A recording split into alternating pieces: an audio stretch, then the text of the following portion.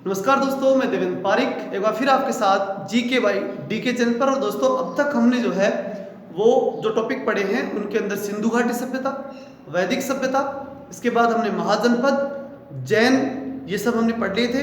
अब हम इतिहास के अंदर चल रहे हैं बौद्ध धर्म में, और लगातार आगे इतिहास के साथ साथ political science, geography, total GK शानदार क्वालिटी के साथ अगर आप देखना चाहते हैं तो हमारे चैनल को सब्सक्राइब कर लीजिए।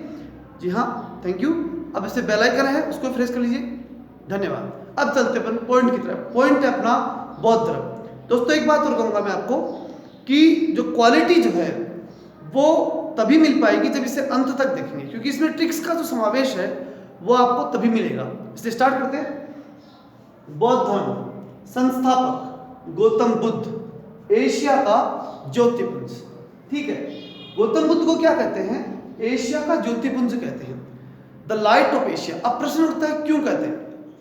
तो दोस्तों, ये इसलिए कहते हैं क्योंकि जब 6ठी शताब्दी में बुद्ध का जन्म हुआ था 563 ईसा पूर्व में, ईसा पूर्व 6ठी शताब्दी ईसा पूर्व में हुआ था 563 ईसा पूर्व में। तो उस समय क्या था कि संपूर्ण एशिया के अंदर जो है अंधविश्वास बहुत बड़ी मात्रा में था, और यहाँ पर जो है एक इस प्रकार का वातावरण था कि जाति विशेष या धर्म विशेष का किसी विशेष प्रभाव जो है वो था, और ज्ञान उसके अंदर था नहीं, मतलब कोई नॉलेज को जो है प्रभाव उसमें नहीं था।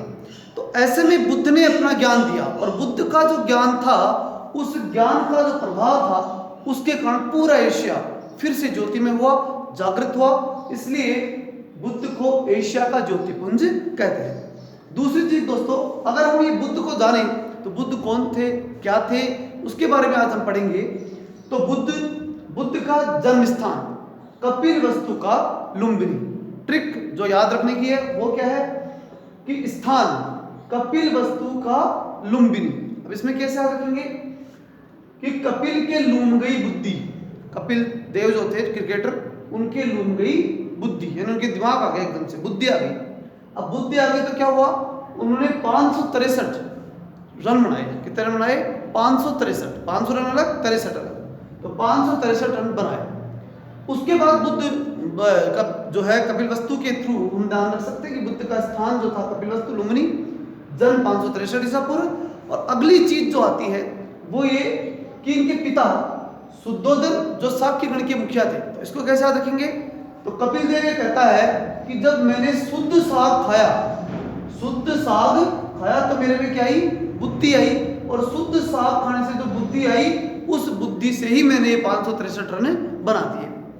उसके बाद में माया देवी, जो जिनका जन्म बुद्ध के जन्म के 7वें दिन उनकी मृत्यु हो गई थी, तो माया देवी उनकी माता का नाम था। अब देखिए, बुद्धि की माँ माया होती है, मतलब बुद्धि व्यक्ति की कब तक नहीं चलती? जब तक कि उसके मोह माया हो, तब तक बुद्धि नहीं चलती।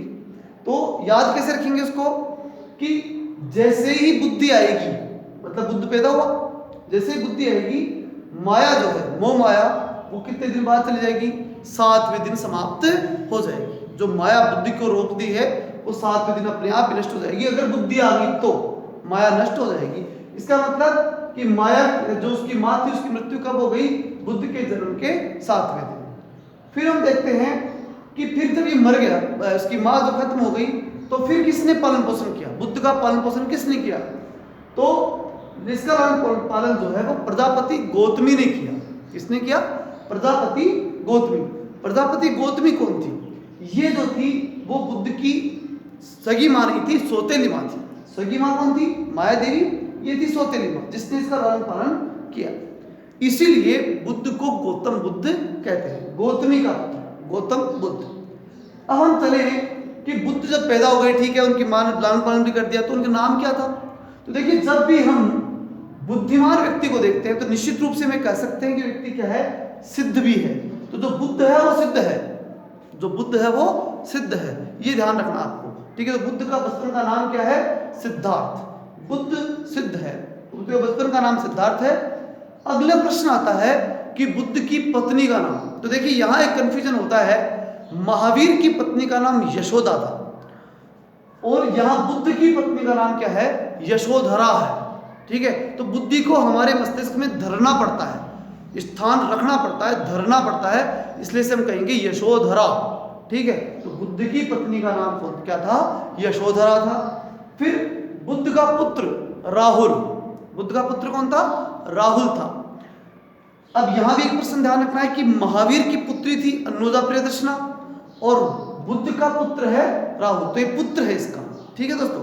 आगे चलते हैं इसमें कि जब ये सारी बातें हो गई और उसका विवाह हो गया, उसके बाद एक दिन जब पूरा परिवार बस गया, तब उसके पिताजी को टेंशन नहीं थी, क्योंकि देखिए दोस्तों इसमें ऐसा कहा जाता है कि जब शुद्धोधन जो थे उनके बुद्ध पैदा हुए थे, तब उनको पंडितों ने ये कहा था कि भाई ये व्यक्ति जो है ना, या तो बहुत बड़ा सन्यासी बनेगा या बहुत बड़ा चक्रवर्ती सम्राट।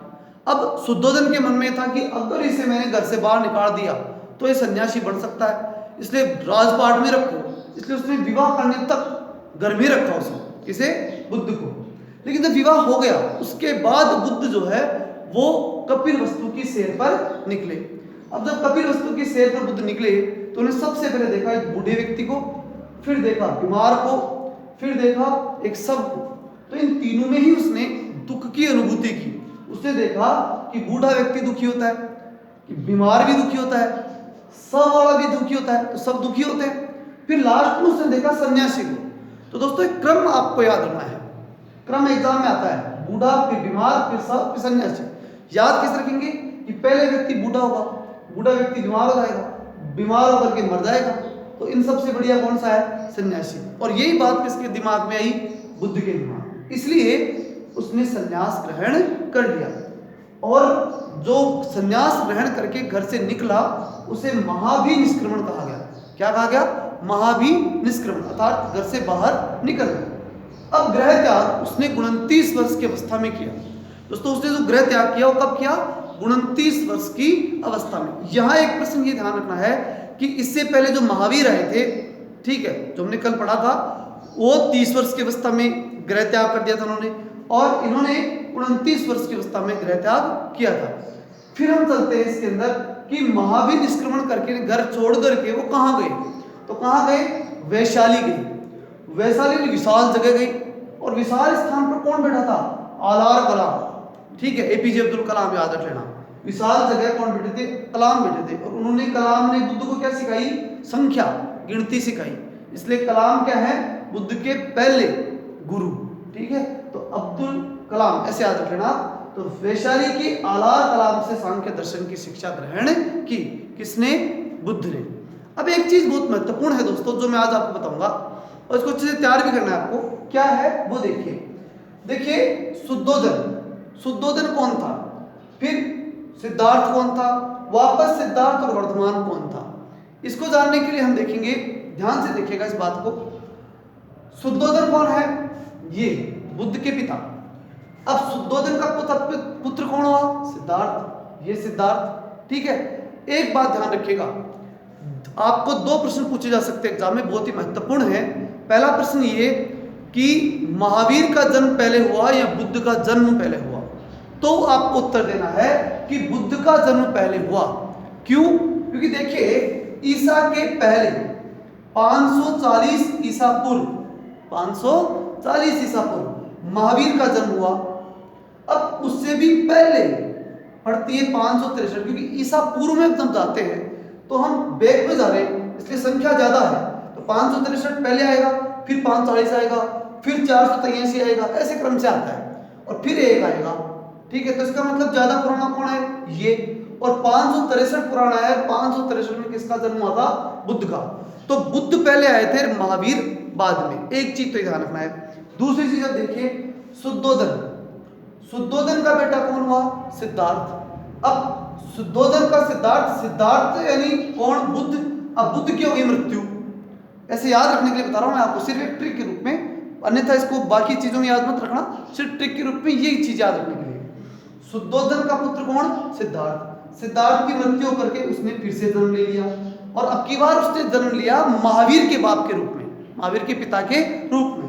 तो वो कौन? सिद्धार्थ। उस महावीर के पिता सिद्धार्थ का कौन बेटा हुआ? वर्धमान, अर्थात और वृद्धि इनके हो गई।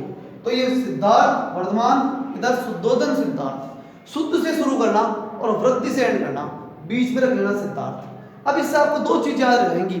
पहली बात तो ये कि बौद्ध धर्म पहले आया था और जैन धर्म बाद में, तो ये चीज़ इसे याद रहेगी। दूसरा इसकी जो ये ट्रिक्स जो है वो भी आपको अच्छे से याद रहेगी। अब हम चलते हैं इसके अंदर एक महत्वपूर्ण चीज जो है वो देख लेते हैं, वो है बुद्ध के जीवन से संबंधित बौद्ध धर्म के प्रतीक। लेकिन अगर दोस्तों अभी तक हमारे चैनल को आपने सब्सक्राइब नहीं किया है तो मैं आपसे निवेदन करूंगा कि सब्सक्राइब कर लीजिए, अधिक से अधिक दोस्तों के पास इस वीडियो को भेज दीजिए और अगर अच्छा लगा हो तो लाइक कर दीजिए। और अभी एक महत्वपूर्ण चीज और बता रहा हूँ, इसको भी देखिए क्या है, घटना और प्रतीक। घटना देखिए, जन्म, बुद्ध का जन्म जो हुआ उसका प्रतीक माना जाता है कमल और सांड। मतलब कमल है और उस कमल के अंदर बुद्धि पैदा हो गई, कमल खिला और बुद्धि पैदा हो गई, तो जन्म, कमल में जन्म। दूसरी चीज ग्रह त्याग, घोड़ा। अब ये बताइए कि बुद्ध ने जब घर छोड़ा तो घोड़े पर बैठ के छोड़ा होगा, तो ग्रह त्याग में क्या होगा, घोड़ा। फिर आता है ज्ञान। ज्ञान कहाँ प्राप्त होता है बुद्ध को, पीपल वृक्ष के नीचे, ठीक है। तो पीपल वृक्ष क्या हुआ, ज्ञान प्राप्ति का स्थान, तो ये प्रतीक हो गया ज्ञान। फिर निर्वाण पद चिन्ह, जब व्यक्ति, उससे पहले एक चीज देख लीजिए आप, मृत्यु स्तूप, जब व्यक्ति की मृत्यु होती है तो उसके ऊपर क्या बना दिया जाता है, स्तूप, ठीक।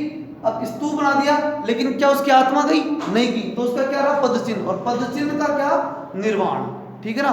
तो पद चिन्ह जो रहेंगे उनसे हमें क्या मालूम पड़ता है कि वहां बुद्ध का क्या है, निर्वाण स्थली है।